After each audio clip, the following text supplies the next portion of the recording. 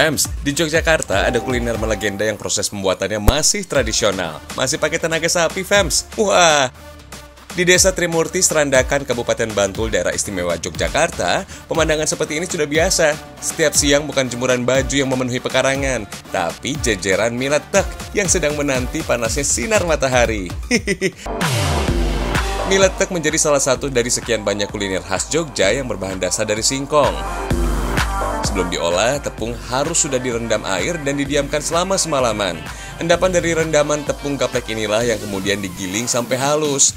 Nah, proses penggilingan ini yang paling ikonik, tanpa menggunakan tenaga mesin modern. Mie letek dibuat dengan tenaga besar dari sapi. Bahan utama mie letek lainnya ada tepung tapioka, supaya adonan gak sampai lengket. Semua digiling tetap pakai sapi. Meskipun pakai sapi, tenaga manusia tetap dibutuhkan. Adonan harus terus dibolak-balik supaya hasil gilingan bisa rata. Proses penggilingan yang pertama ini bisa berlangsung selama setengah sampai 1 jam lamanya. Setelah adonan kalis, pindahkan adonan untuk proses berikutnya.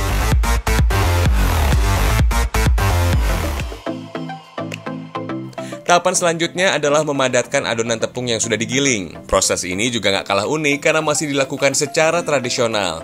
Hentakan dan beban tubuh saat menginjak adonan bisa mempengaruhi tekstur dan kekenyalan mie saat jadi nanti.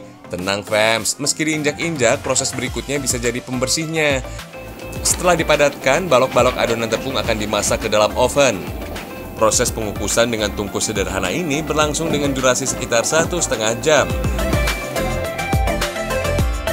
Proses pembuatan mie letek masih panjang, masih butuh banyak tenaga besar lagi. Adonan yang sudah berubah warna kembali harus digiling pakai tenaga sapi. Wah, ini sapi kerja rodi. Semangat ya, Pi, semua demi anak istri. Batu besar yang menjadi poros utama menggiling adonan juga nggak ringan. Beratnya bisa lebih dari 1 ton. Tenang, sapinya juga nggak sendirian, dirawat sehat dan bekerja bergantian. Nah, setelah digiling dan dipadatkan kembali, adonan siap untuk dimasak ke proses inti. Kali ini pakai tenaga mesin, Fams, untuk mencetak adonan menjadi lembaran mie letek yang tipis dan memanjang. Selanjutnya, mie letek kembali dikukus untuk memastikan kematangan dan teksturnya.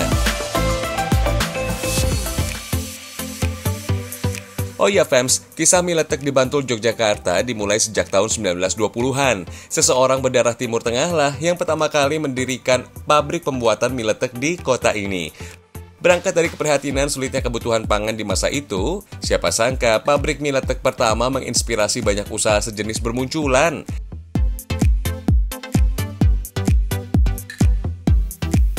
Setelah semua tahapan selesai, finishingnya adalah proses penjemuran. Proses ini menjadi penentu produksi atau tidaknya mie letek di hari ini. Kalau cuaca mendung, biasanya sih produksi mie letek akan diliburkan. Tapi kalau kondisi cuaca sedang baik, produksi mie letek rutin dibuat sekitar 5 hari sekali, Fams.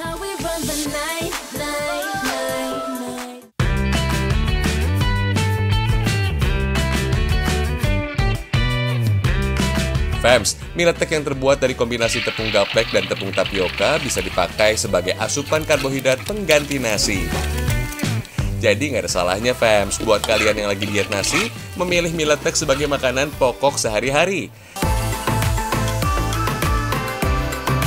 Selain mie letek goreng, olahan mie letek rebus juga maknyus. Secara tampilan, mie letek mungkin gak semenarik mie lain di pasaran. Maklum deh, Fams, dalam bahasa Jawa, letek emang berarti kotor alias kusam. Proses pembuatannya memang tanpa tambahan bahan pewarna sama sekali. Pada tahun 2019, mie letek ditetapkan sebagai warisan budaya tak benda oleh Kementerian Pendidikan dan Kebudayaan Republik Indonesia. Wah, keren ya!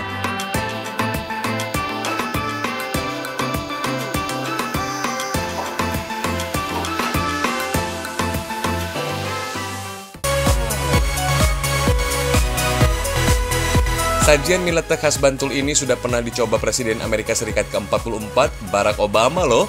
Saat itu beliau berkunjung ke Indonesia pada tahun 2017 lalu. Rumah makan inilah yang dikunjungi Barack Obama pada waktu itu. Lokasinya ada di Kecamatan Imogiri, Kabupaten Bantul, Yogyakarta. Di sini, Fam, sajian mie leteknya memang bikin kangen. Dengan harga Rp35.000 seporsi, olahan mie letek goreng atau rebus bisa kalian pilih. Menyantap mie letek mirip sama seperti menyantap bihun. Kalau dari segi tekstur, mie letek sedikit lebih tebal dan lebih kenyal.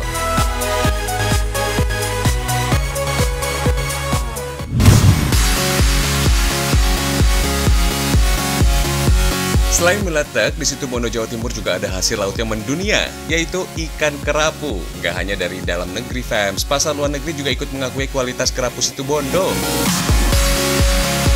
Ikan kerapu di Situbondo juga punya kampung tersendiri. Lokasinya ada di Desa Klatakan, Kecamatan Kendit, Kabupaten Situbondo. Kalau melihat langsung budidaya ikan kerapu di Keramba Apung, ada banyak perahu yang siap mengantarkan. Jaraknya cuma sekitar 500 meter dari bibir pantai. Waktu tempuhnya hanya sekitar 5-10 menit.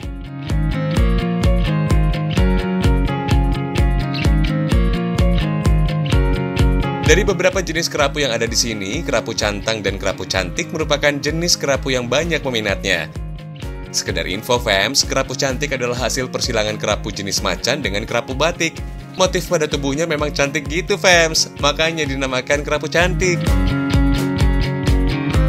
Perbedaan kerapu cantik dengan kerapu cantang ada di bagian bawahnya. Kerapu cantik tidak terdapat motif loreng, tapi ada bintik-bintik pada bawah tubuhnya.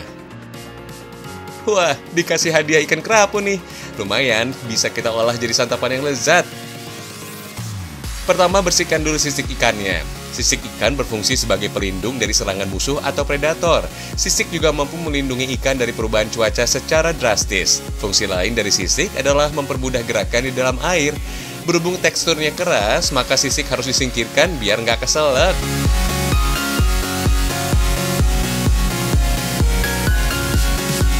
Selanjutnya tinggal belah badan kerapunya. Kali ini kita sulap kerapunya jadi kerapu saus asam manis dan kerapu steam rempah. Weleh, dijamin bikin ngiler nih fams. Rasa daging ikan kerapu gurih dan lembut. Pantas ya fams, kerapu selalu jadi menu favorit sampai ke mancanegara. Harganya memang sedikit lebih mahal, tapi sebanding kok dengan kelezatannya.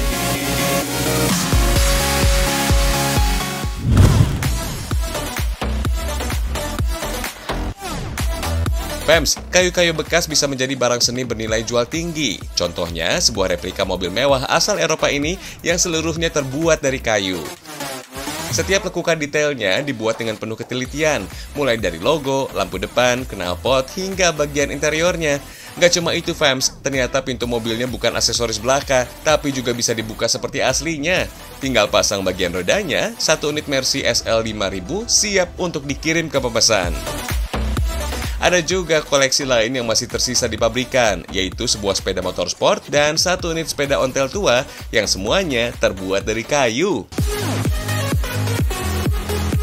Sebelum lanjut, kita kenalan dulu nih tempat pembuatan kerajinan kayu asal Boyolali. Lokasinya di pinggir Jalan Boyolali, Jatinom, Tempurjo, Kabupaten Boyolali. Perusahaan pengrajin kayu ini beroperasi sejak tahun 90-an. Awalnya dulu produksi mainan dari kayu kecil-kecilan. Mulai tahun 1999, mulai membuat motor besar yang punya ukuran sama dengan aslinya fams. Semua kayu yang dipakai di sini berasal dari kayu bekas seperti ini fams. Tapi jenis kayu yang dipakai memang harus kayu jati. Selain keras dan kuat, kayu jati juga awet dan tahan lama. Walau terbuat dari kayu bekas dan daur ulang, ternyata harga barang bakunya cukup mahal fams. Bisa mencapai 16 juta rupiah per kubiknya. Proses pembuatan mulai dari desain, kemudian kayu-kayu bekas tadi dibuat pola dan disusun menjadi bagian yang diinginkan. Mobil yang dibuat kali ini adalah dua mobil sport lawas. Proses pembuatannya sudah berlangsung selama 2 minggu hingga sampai kondisi saat ini.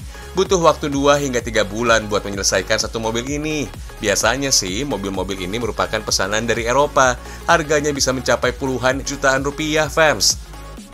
Di sini juga memproduksi mainan-mainan dari kayu jati. Mainan kayu dengan berbagai macam dan bentuk yang lucu-lucu. Mulai dari mobil kodok, traktor, hingga pesawat terbang juga dibuat.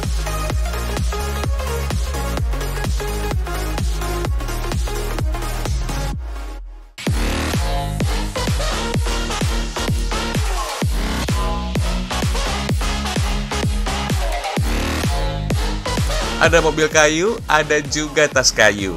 Tas berbahan kayu ini merupakan produk kreatif yang dihasilkan warga Lampung. Tampilannya nggak kalah oke. Buat cewek dan cowok yang mau tampil beda, terdapat sejumlah desain tas yang bisa kalian pilih. Berada di Jalan Merak 1, Kelurahan Pinang Jaya, Kecamatan Kemiling, Kota Bandar Lampung. Produksi tas kayu ini sudah ada sejak bulan Juli 2021. Pembuatan tas ini 100% tanpa mesin, dengan memadupadankan bahan dasar kayu dan kulit. Peminatnya cukup banyak fams. Dalam seminggu setidaknya ada 5 produk tas yang dibuat. Urusan kualitas dijamin, no kaleng-kaleng. Tas ini bisa bertahan puluhan tahun lamanya. Jenis kayu yang digunakan adalah kayu Belanda. Kayu Belanda adalah jenis kayu yang banyak ditemukan di Amerika dan Asia, termasuk Indonesia. Ciri khas kayu ini memiliki pola alami pada bagian dalamnya. Bobotnya juga terbilang ringan. Daya tarik kayu Belanda terlihat dari alur pada bagian serat kayu. Kayu Belanda yang semakin tua akan memiliki guratan alami dengan nuansa antik. Kayu Belanda juga mengandung resin dan ramah lingkungan. Gak heran fans kalau kayu ini menjadi salah satu media favorit dalam dunia furniture. Untuk bahan kulit sendiri sengaja didatangkan langsung dari Kabupaten Garut, Jawa Barat. Kulit khas Garut dikenal memiliki kualitas tinggi fans. Setelah terbentuk, biar tampilan tas makin keren, tambahkan sejumlah pelengkap lainnya seperti engsel, paku, dan lainnya. Produk tas kayu ini benar-benar nyaman banget fans, cocok buat kalian gunakan dalam acara apapun. Harga untuk tiap produknya beragam, mulai dari Rp100.000 sampai dengan Rp250.000. Murah tapi bukan murahan fans, peminatnya berasal dari sejumlah negara, mulai dari Singapura, Hong Kong, dan Jepang.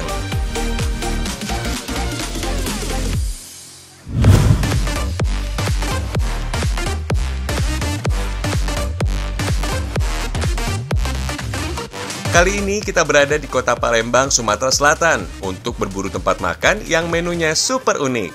Ada olahan kekinian kota Palembang yang bisa kalian coba, yaitu kue pancong. Berlokasi di Jalan Letkol Iskandar, Kecamatan Bukit Kecil, Kota Palembang, kedai kue pancong di sini menjajakan 3 varian rasa, mulai dari original, green tea, dan red velvet. Sesuai namanya, kue pancong lemak oi. Pancong-pancong ini paling nikmat disantap selagi panas. Rasa pancongnya mirip dengan martabak terang bulan. Bentuk pancong Palembang berbeda dengan pancong khas Betawi. Kalau biasanya pancong berbentuk setengah bulat, pancong Palembang memiliki bentuk memanjang dan tipis. Bahan dasar pancong ini terdiri dari tepung, kuning telur, gula, pewarna makanan, dan air secukupnya. Usaha pancong ini sudah ada sejak tahun 2016. Pemilik pancong khas Palembang ini ingin tetap memperkenalkan kue khas Palembang yang sudah mulai langka. Dalam sehari ada sekitar 500 kue pancong ludes terjual. Satu kue pancong dihargai Rp5.000 fans. Kuilah, dicoba!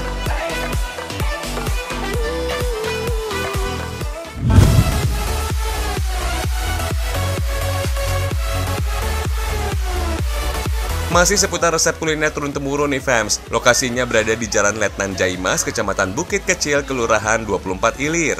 Menggabungkan 2 resep sekaligus, kue 8 lapis di sini merupakan gabungan antara kue 8 jam dan lapis legit khas Palembang. Untuk kue 8 jam, proses pembuatannya benar-benar membutuhkan waktu sekitar 8 jam.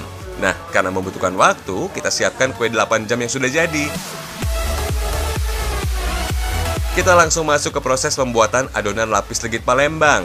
Siapkan kuning telur, gula halus, dan vanili, lalu mix selama 30 menit sampai adonan berubah putih. Sementara itu, siapkan juga margarin dan kental manis yang juga dimix. Dalam mencampur adonan kue lapis, usahakan pengadukan searah agar volume adonan tetap mengembang. Setelah selesai, campurkan adonan pertama dan adonan kedua, lalu aduk manual. Teknik ini dikenal dengan aduk balik, yang berfungsi menjaga adonan tidak turun. Lanjut, campurkan tepung, aduk sampai rata. Pisahkan adonan menjadi beberapa bagian, kemudian campurkan warna sesuai selera. Berikutnya, tuangkan adonan ke dalam loyang yang sudah terisi kue 8 jam. Kemudian oven selama 10 menit dengan suhu 140 derajat Celcius. Proses ini dilakukan sampai dengan 13 lapisan. Untuk menjaga tekstur lapis legit tetap padat, pastikan saat pengovenan bagian atasnya ditekan-tekan ya fams. Fams, sama dengan daerah lainnya di Sumatera, Palembang juga kaya olahan kue basah yang syarat akan makna.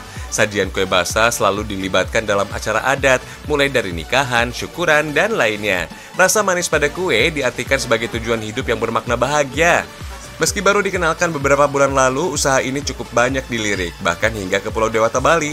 Satu loyangnya seharga mulai dari Rp450.000. Kue 8 lapis ini tahan selama 5 hari dalam suhu ruangan, sedangkan di dalam kulkas bisa bertahan selama 3 minggu.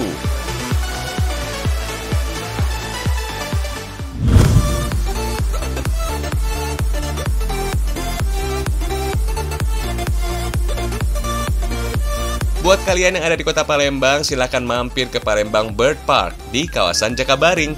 Inilah taman burung yang menghadirkan 100 lebih jenis burung. Selain itu, ada juga berbagai jenis fauna lain yang gak kalah lucu dan menggemaskan. Meski mengambil tema burung, Palembang Bird Park juga mengenalkan sejumlah hewan penghuni lainnya. Spot pertama, silahkan melihat lebih dekat gagahnya burung emu. Burung emu atau burung unta merupakan burung asli Australia. Burung ini memiliki bulu dengan tekstur yang sedikit kasar dan berwarna coklat kehitaman. Ketinggiannya mencapai 2 meter dan berat 45 kg. Tapi tenang fams, burung emu adalah pemakan tumbuhan dan serangga, jadi nggak perlu takut ya. Hanya saja jangan terlalu dekat, karena emu terbilang hewan yang cukup sensitif. Dari Taman Burung Emu, lanjut menuju kawasan burung parkit. Burung parkit merupakan jenis burung yang cukup populer di Indonesia. Burung-burung ini biasanya dipelihara sebagai burung kecil, burung ternak, hingga burung hias. Parkit juga terbilang cerdas dan mudah jinak dengan manusia. Lihat deh, nggak sedikit pengunjung yang berinteraksi dengan memberi makan burung parkit ini. Anak-anak juga bisa loh. Jenis burung parkit secara garis besar dibagi menjadi 3 jenis, mulai dari parkit lutino, parkit Australia, dan parkit lokal. Parkit lutino identik dengan warna kuning menyala. Jenis inilah yang hampir mirip banget dengan lovebird. Selanjutnya, parkit Australia. Jenis ini memiliki warna yang beragam, sekilas mirip dengan kakatua, namun memiliki badan yang lebih kecil. Terakhir, parkit lokal. Sama seperti namanya, parkit lokal adalah jenis parkit yang dikembangbiakan di Indonesia. Dibuka pada tahun 2015, Palembang Bird Park memang menjadi alternatif kegiatan anak-anak, terlebih yang mulai terpengaruh oleh gadget dan sosial media. Buat yang mau narsis, juga ada kawasan burung hantu. Burung hantunya termasuk jinak kok fams, asalkan selama foto-foto kalian di bawah pengawasan penjaganya ya. Dari sekian banyak tawaran di Palembang Bird Park, satu lagi yang nggak boleh ketinggalan, yaitu kawasan Taman Iguana. Wih, ratusan iguana terdapat di sini fams. Buat kalian yang berani, bisa melihat lebih dekat corak dan bentuk mereka yang unik. Boleh dipegang juga kok, bahkan bisa ikutan serunya ngasih makan iguana. Iguana adalah marga kadal yang hidup di daerah tropis seperti Amerika Tengah, Amerika Selatan, dan Kepulauan Karibia. Istilah iguana diketahui berasal dari bahasa Taino, yaitu salah satu suku asli Amerika yang berarti kadal. Panjang tubuh iguana berkisar 1 sampai dengan 2 meter. Ciri khasnya memiliki jambul dengan deretan sisik dari leher sampai pangkal ekor. Di Indonesia, setidaknya ada 10 jenis iguana yang bisa ditemukan. Warna-warni iguana menjadikan hewan ini bisa kalian jadikan sebagai latar fotografi. Terakhir, silakan menuju ke lokasi Taman Rusa. Di sini kalian juga bisa ngasih makan rusa. Tempat wisata ini buka setiap hari mulai dari jam 8 pagi sampai jam 6 sore. Harga tiket masuk per orang hanya dikenakan Rp5.000.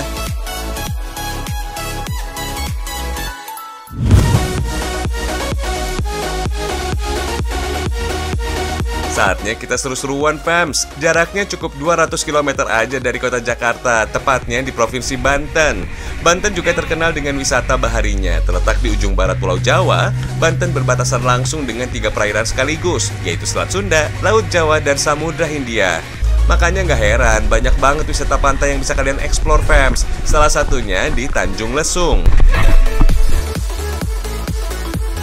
Di sini ada beberapa permainan yang bisa kalian coba, misalnya jet ski. Meskipun kelihatannya asik dan menyenangkan, tapi kegiatan yang satu ini memiliki banyak manfaat buat tubuh. Secara nggak sadar bisa membakar lebih dari 200 kalori hanya dengan bermain setengah jam saja. Tapi tergantung bobot tubuh kita juga sih. Kalau kalian rajin, otot perut kalian juga akan terbentuk dengan sendirinya. Karena dengan mengendarai motor air ini membutuhkan keseimbangan yang diatur hingga otot dalam. Oh iya, jet ski ini terinspirasi dari kereta salju fams. Nama aslinya adalah Personal Watercraft yang diciptakan pada tahun 1960-an.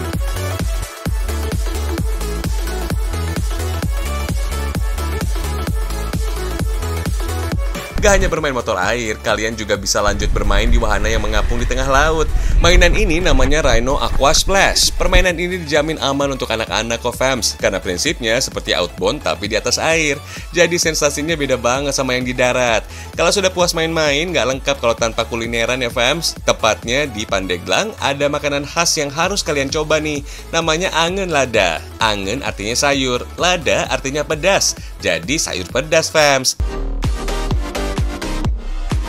Yang satu ini menggunakan bawang merah, kemiri, cabai, kencur, dan terasi. Isinya daging dan jeroan. Di Banten, olahan angen lada harus ada di setiap acara besar, seperti lebaran atau perayaan lainnya. Tapi tenang, ada beberapa rumah makan yang menawarkan menu yang satu ini.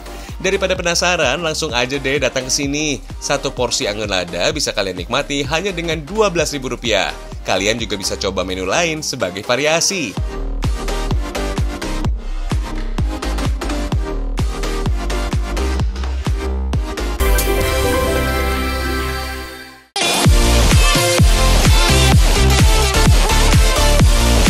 30 menit sudah Ragam Indonesia menemani pagi kalian. Semoga tayangan ini bisa menambah wawasan kita seputar negeri tercinta. Saksikan terus Ragam Indonesia, karena Indonesia istimewa.